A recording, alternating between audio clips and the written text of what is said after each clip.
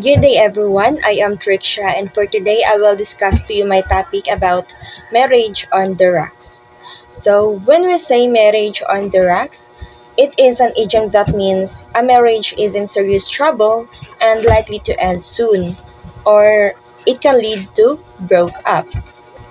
After having received the sacrament of matrimony, a couple is perceived to be properly equipped to develop a loving relationship and live a fulfilling life as husband and wife. However, human beings are still subject to their weaknesses, so husband and wife and the family invariably face a time when they have to confront problems and conflicts like other individuals and social groups. So, not because they are already married, they will not face any problems. They are still human. And since problem is inevitable to each one of us, maybe sooner or later they will face the challenges in their life. Next, let's move to the causes and consequences of marriage breakdown. So, husband and wife do not ordinarily experience conflicts and problems with each other overnight, in a week, or even in a month's time.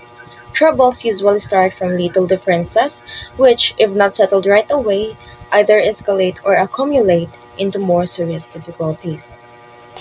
For example, they are not helping each other to the household chores, or if the husband is not listening to his wife's concerns, and that made her wife feel unheard, and it is the reason for the small conflicts of their relationship. A variety of situations and outlooks can cause chips and cracks in a marriage. The husband may be overly work oriented, often on out of town or country assignments. He may prefer being with the boys than with the wife and children. He could be into some vices such as gambling, drinking, drugs, and womanizing. Or he may lack drive and direction in life.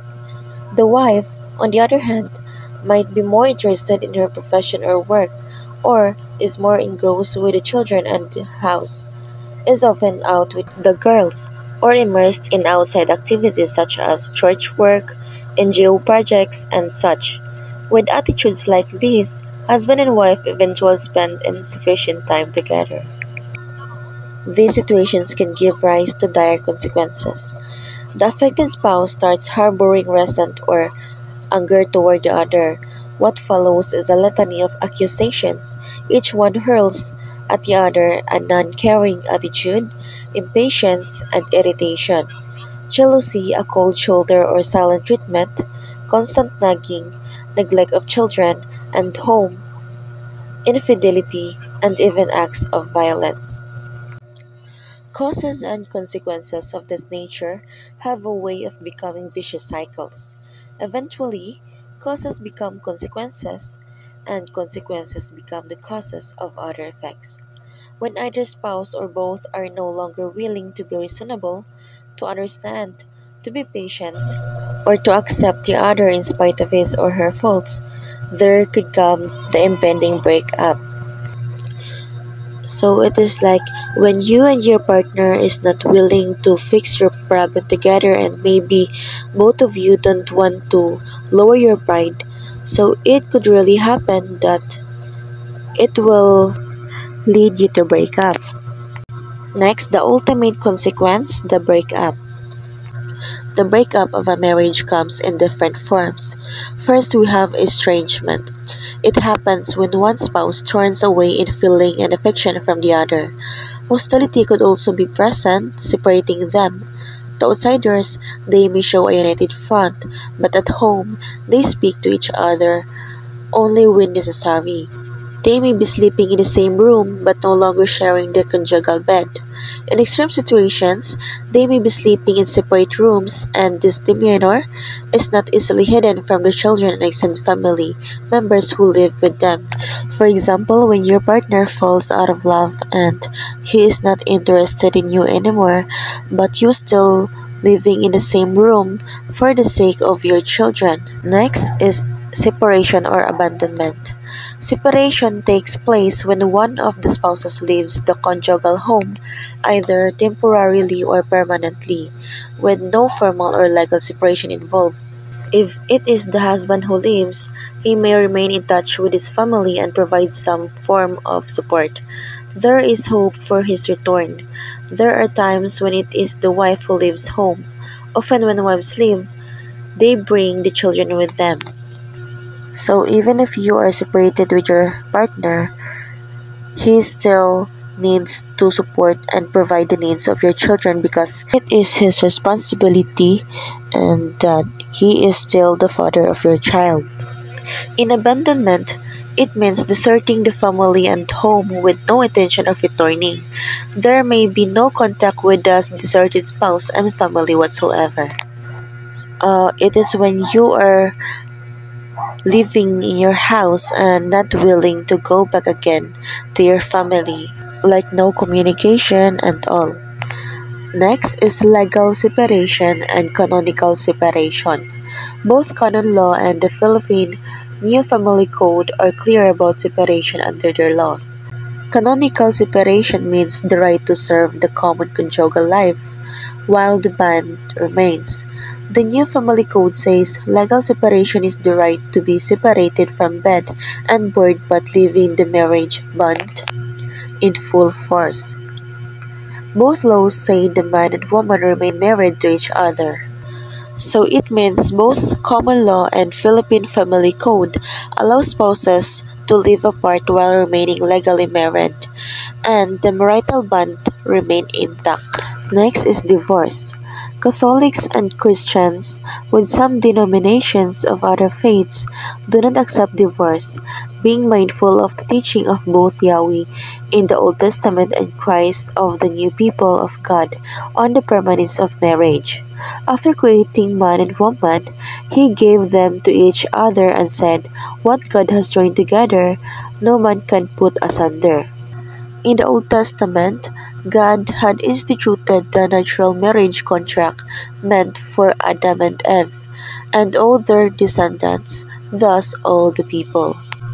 So divorce is viewed differently across religions.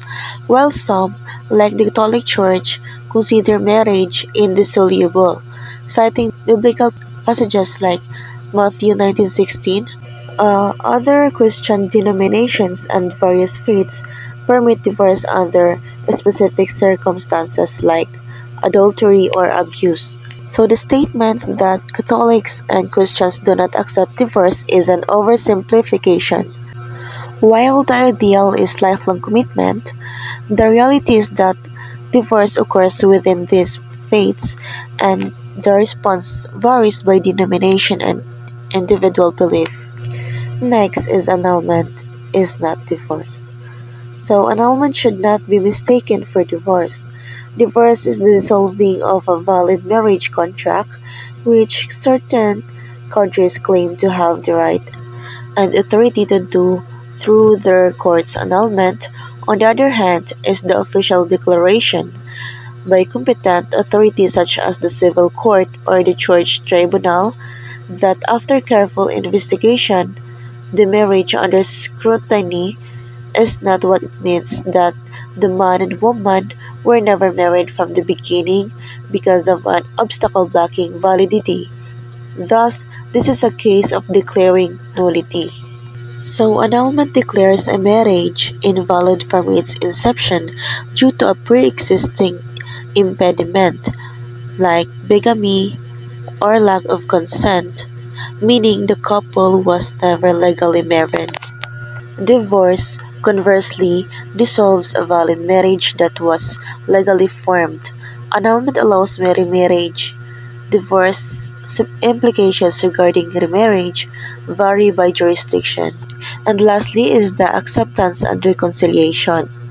The Canon Law 1152, number 1 in part states, it is earnestly recommended that a spouse, motivated by Christian charity and concern for the good of the family, should not refuse to forgive an adulterous partner and should not refuse to continue to live the conjugal life with or her. Reconciliation means there should be a settlement, And the Christian message of love, acceptance, forgiveness, and reconciliation is repeated often by Christ and His Church, that we should give it not just one try but again and again when there is a need to forgive. Next, the role of the family. When husband and wife have problems with each other, it is a prudent measure of consideration for children and other extended family members at home to allow them time and space to settle the difference between them instead of siding with one of the other. This should be especially observed if the problem is serious.